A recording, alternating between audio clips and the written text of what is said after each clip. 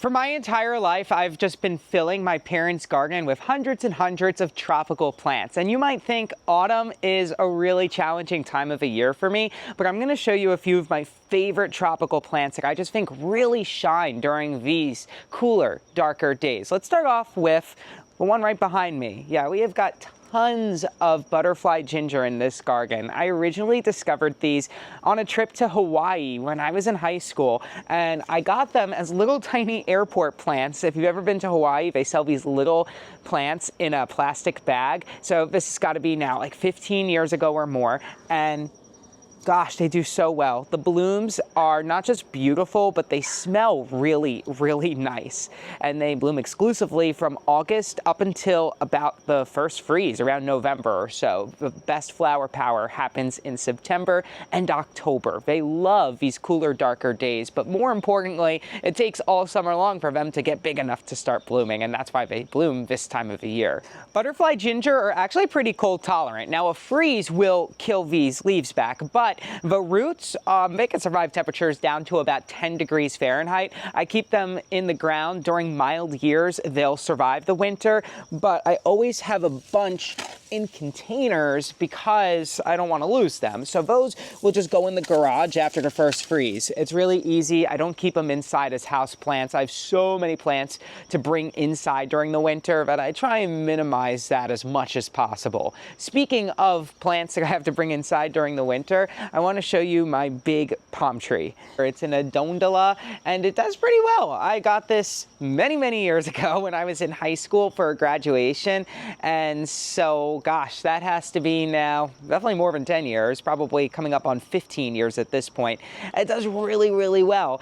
So I've noticed some Cordyline plants, which are also known as tea plants. Tea plants and Cordylines, you know, some are hit or miss. Some do really well inside the house and some varieties don't. But Black Knight, which is this really long leaf variety, does very well, and so does White Diamond. White Diamond is another really, really easy to grow variety inside the house. These more common, I think they're called Red Sister.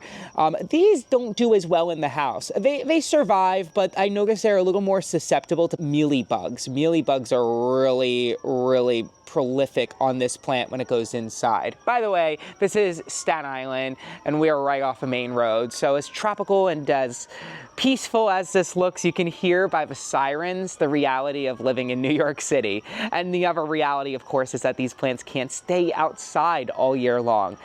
But again, these tea plants do fantastic inside the house. And look at how big it is. It's taller than me now. This plant died to the ground because I didn't really take good care of it a couple of years ago. And I mean, now it's 6 feet tall.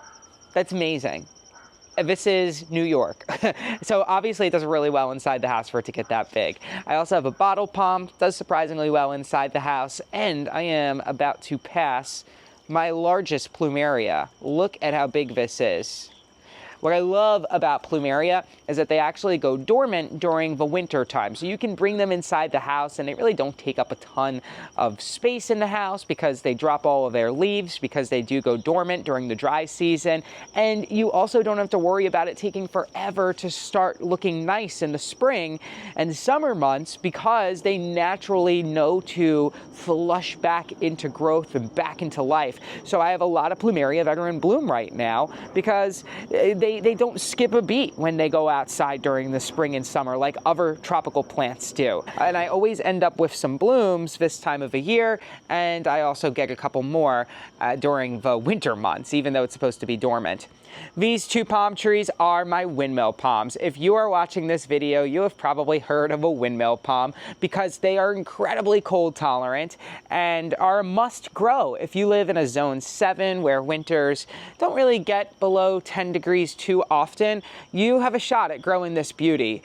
I actually got it off of eBay back in 2009, so it's been here for a long time. I cover it up with trash bags when the weather's getting a little bit cooler, and even put some lights in it just to keep it warm. But the past 2 winters, I haven't had to do that, so these have been out on their own, fending for themselves. I'm starting to see a lot more people grow windmill palms in New York. Unfortunately, eventually we're gonna have a cold enough winter where these would die off if I didn't cover them. It's happened a few times in their life. I've had them since 2009, and there have been a few winters where they lose all of their leaves, even when I cover them with lights. But ultimately, they're really big, they're doing well, and one of them even has bloom. I actually might as well have hit the lottery with this because palm trees, most of them, require a male and a female tree to produce seeds, and it just turns out that this one is a male and this one is a female. So I got really lucky. Look at all of the seeds on this female windmill palm. I got this as a seedling, so it's just kind of full circle to see that now it is itself producing some seeds. And while I'm here, let me show you a really cool plant. This is a Florida anise, Illicium floridanum, I believe. It blooms all year long, basically. I get blooms in April, I get blooms in November.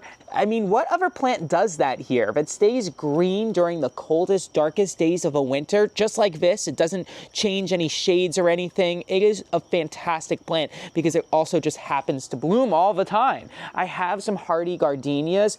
This one is Crown Jewel with the smaller leaves, and then I also have Summer Snow, which is producing a seed pod, so I might collect that and see what happens if I try and grow this seed pod. Maybe I'll get lucky and get another hardy gardenia out of a deal.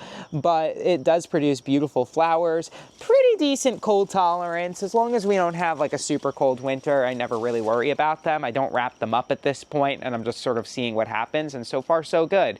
Underneath the gazebo, I planted in a pot, of course, so it goes inside during the winter, but I have my rubber tree. I have some Chinese fan palms, which are Olivistona chilenensis, and I love the broad leaves on the Chinese fan palm, and they're very cold tolerant, so I leave these outside till like Christmas time practically. As long as it's above 25 degrees, those can stay outside, and it just adds a really nice tropical look. Of course, the rubber tree will go inside. That's a ficus and not too cold tolerant. I do want to show you another cold tolerant plant though before we move on. And, oh my gosh, by the way, this volunteer Canna plant, it's a Bengal tiger. I didn't plant this here. I either accidentally planted it or it sprouted from last year, but it's just so vibrant, just giving such a glow to this beautiful corner, and it even has some blooms, and it's growing in full shade. I love Canna plants. We'll talk about those in a minute, but let me get to my Camellia.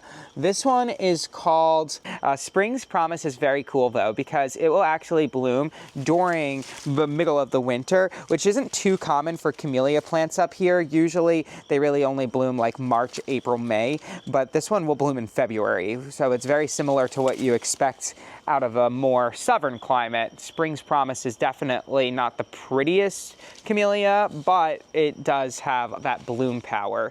I love this Coleus and begonia combination. I just think that looks really cool. My fig tree needs a pruning, but it's doing really well. I have eaten tons of figs on this, and it is still fig season, so this is another plant that makes me really happy this time of the year. Hibiscus make me really happy this time of the year because they're still filled with blooms. And let me show you the Plumerias. This is Divine, by far my favorite Plumeria. It is so nice and tiny. I showed you how big Plumerias can get, so sometimes it's nice to see that there are varieties that are not only small growing, but bloom really, really well, because there's some Plumeria varieties that require a lot more heat than we get here in New York in order to bloom. So this is really nice because Divine is a Plumeria variety that stays small, blooms like just absolute madness, and smells really good too. Oh, It's an amazing plant, but I would be remiss if I didn't mention the cannas behind those Plumeria. By the way, this Mexican petunia, do you see those pretty white flowers? This actually survived the winter as well this year because it was so mild, but it is a zone 8 plant, whereas these cannas are probably a solid zone 7. It's called Robert Kemp. Some canna plants cannot survive our winters here because they're a little too fancy and they don't survive the cold, but Robert Kemp is a really simple variety that survives the cold beautifully, and it attracts hummingbirds. I can't really put it into perspective, but it's got to be to the top of those flowers, at least 12 feet tall. It's taller than the first floor of the house, that's for sure. It's ridiculous, and it comes back every single winter. So at least I don't have to bring it inside.